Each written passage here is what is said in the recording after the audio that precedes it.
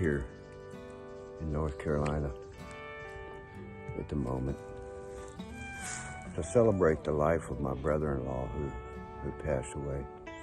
Very, very unique guy. One guy I always enjoyed and appreciated. He was my brother-in-law for 47 years. And I was thinking about his gifts, the qualities that made him who he was. And I was thinking of this story might help you picture him a little bit. So,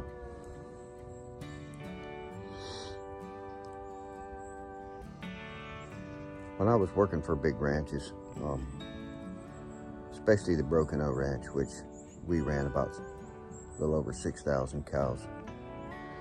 Every year between calving and branding, there's a period of time where the grass is starting to green up and the cows don't really want to eat hay anymore.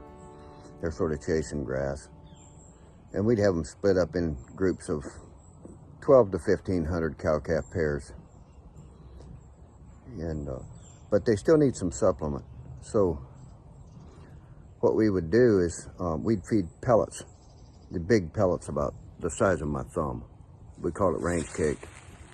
And we'd put, the feeder would put a couple tons of those in a wagon that had a conveyor belt, and a spreader, and he'd drive along. He'd go to each pasture and drive along and dribble out pellets he'd drive for half a mile. 1,500 cows, it takes quite a few pellets, and you got to drive quite a ways so they can all get a chance at them. I was an outside rider in those days, and my job was to trot up and down those draws and the higher areas of those pastures where you couldn't see from the pickup, and make sure that everybody got up and everybody came down for a chance at some pellets. And a cowboy's job is usually not looking at the healthy cattle, because if there was 1,500 cows in a pasture, there'd be 1,499 of them down there eating pellets. It was that one that didn't make it down that you were looking for. That was the one that was in trouble. Either she had foot rot or porcupine quills in her nose, or her calf was sick, laying down in some brush, hiding. So we'd find those and try to get them up and get them headed down to where they could join in. But more than that, you had to know about them, so you could usually have to come back and doctor them, or do it right then if you had your medicine with you. But I always said a cowboy's job isn't looking at the cows, it's looking where there aren't any. Most of the time a lot of the time you're looking where there aren't any cows, looking for those ones that are in trouble. So in church, it's often that way. The big masses, they go to church, they get fed.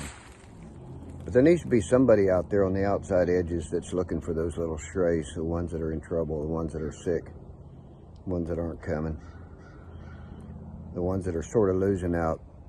And that's what Marcus did. I've seen him do it over and over.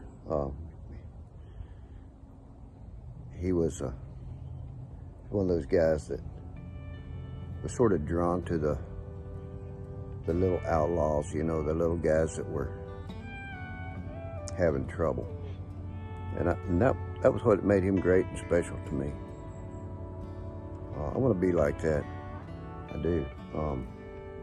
So if you're a guy out there that's never preached a sermon, never been asked to take part in church, maybe you're a little old lady and you've never had Sunday school, taught Sunday school, or you still have a really great work.